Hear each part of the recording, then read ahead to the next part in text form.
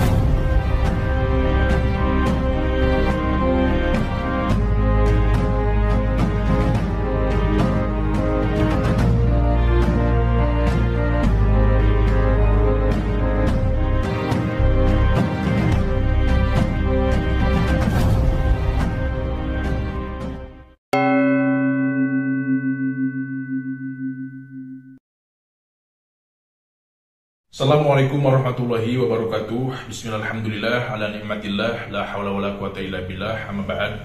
Seluruhku dimanapun kalian berada, semoga kalian semuanya sehat selalu, sehat pikirannya, sehat hatinya, dan selalu memiliki niat-niat yang baik untuk kedepannya.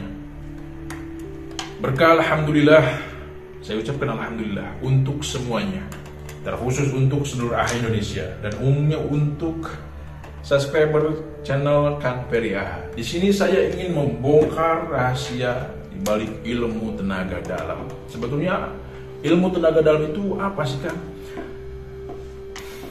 Apakah kayak di film-film? Apakah kayak di perlatihan-latihan ilmu hikmah yang sering mental-mental seperti itu? Aduh.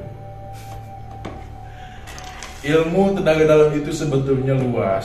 Salah satu poinnya, rundayanya, satu poin aja. Kepekaan batin, bukan melihat hantu setan, bukan ya, apalagi membuka mata batin. Wah, ini sudah menyalahi aturan syariat Islam. Ngaco itu, setan isinya. Perlu diruqyah orang yang bisa dengan terang-terangan melihat ini ada itu. Waduh, ngaco. Ya, kita kembali ke pembahasan awal. Jadi salah satu poin dari ilmu tenaga dalam itu, salah satunya ya, itu kepekaan batin, kesensitifan rasa yang ada di dalam hati kalian masing-masing. Ketika kalian sering memperdalami atau mengamalkan tata cara membangkitkan ilmu tenaga dalam, otomatis kepekaan batin kalian akan terbuka. Ya, bisa merasakan titik-titik energi yang memang negatif, perlu dibersihkan atau sesuatu hal-hal yang ingin mencelakakan.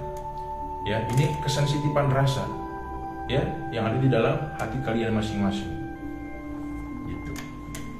Jadi memiliki getaran aura yang berbeda, diselimuti dengan energi positif yang terselimut di area tubuh kalian yang sering membangkitkan ilmu tenaga dalam, tapi dengan tenaga dalam yang murni. Kalau tenaga dalam yang berkaitan dengan kodam pengisian yang ngaco-ngaco, aduh itu bukan cakupan saya, terlalu jauh, saking rumit. Nah gitunya kalau bahasa Sunda, saking rumitnya gitu membahas itu, aduh itu ngaco udah. Ini yang murni saja saya ingin meluruskan, apalagi yang ngaco udah tinggalkan. Yang ada kerusakan tenaga dalam yang aduh ngaco udah ya. Ini saya ingin membahas masalah ilmu tenaga dalam yang murni, yang tidak menyalahi aturan syariat Islam. Jadi salah satu poinnya yang sudah saya bahas tadi di awal, saya utarakan ke kalian di awal, yaitu kepekaan batin, ya, membuka kepekaan rasa yang ada di dalam hati kalian masing-masing. Terus ilmu tenaga dalam bagi setiap orang yang mempraktekkan tanpa amalan itu akan timbulnya kesehatan, kebugaran, baik secara lahir ya, secara badan yang terlihat, ataupun secara batin, yaitu rasa yang ada di dalam hati kalian. Jadi akan timbulnya kebugaran, kesegaran yang beda dari orang-orang yang tidak mengamalkan. Jadi pandangannya, pendengarannya, rasa yang dia rasakan di dalam hatinya itu akan beda dari orang pada umumnya. Seperti itu. Aduh, saya sebetulnya pengen lebih dalam membahas keutamaan atau hal-hal yang, atau padilah lah, bisa dikatakan padilah manfaat bagi orang yang sering mengamalkan ilmu tenaga dalam murni. Cuman ini kan YouTube, takutnya disalahartikan, malah ditangkap sama orang-orang yang berpikirnya itu segala sesuatunya dikaitkan dengan khodam, dengan jimat, dengan pengisian, dengan yang ngaco-ngaco. Udahlah, saya ingin membahas dan menjawab apakah ilmu tenaga dalam itu ada? Sangat ada. Ya, ketika dibutuhkan itu akan terjadi. Ketika kalian dihadapkan dengan situasi yang genting, itu akan terjadinya pertolongan yang tidak bisa kalian sangka-sangka. Badan kalian pun akan ringan. Ya, awal mulanya tangan kalian akan timbulnya getaran. Gitu. Terus mata kalian akan sangat tajam. Pandangan kalian akan sangat tajam.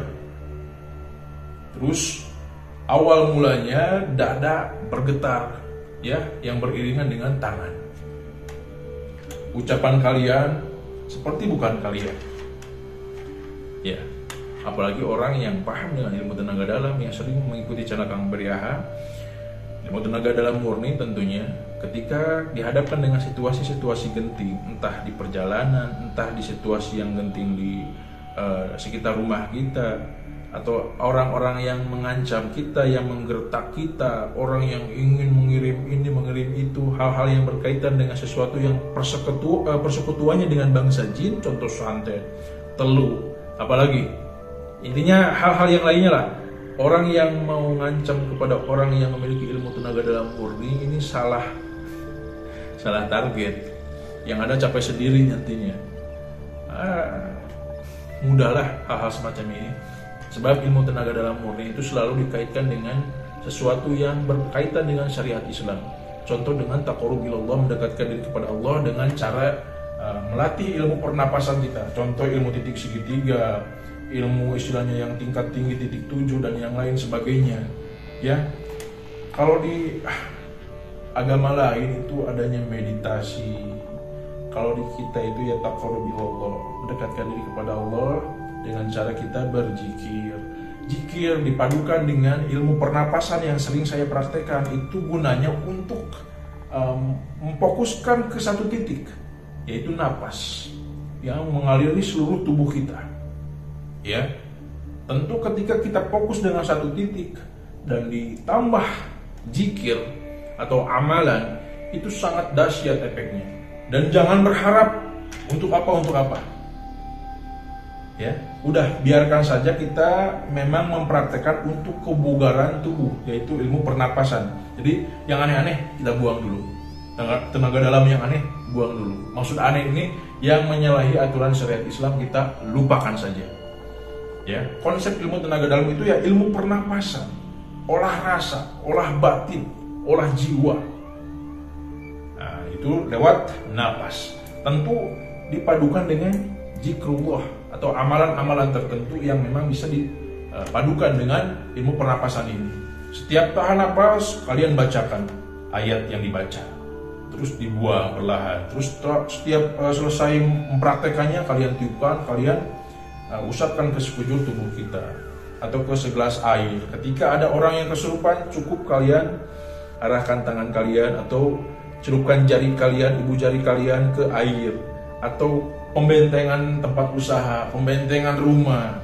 Jadi umat Islam itu lebih hebat sebetulnya, lebih kuat kalau cerdas. Jangan mau terpedaya dengan cara-cara yang rumit. Cukup doa, atau kalian suka dengan kebugaran tubuh yang berkaitan dengan meditasi, kita arahkan dengan cara taqarrub ilallah.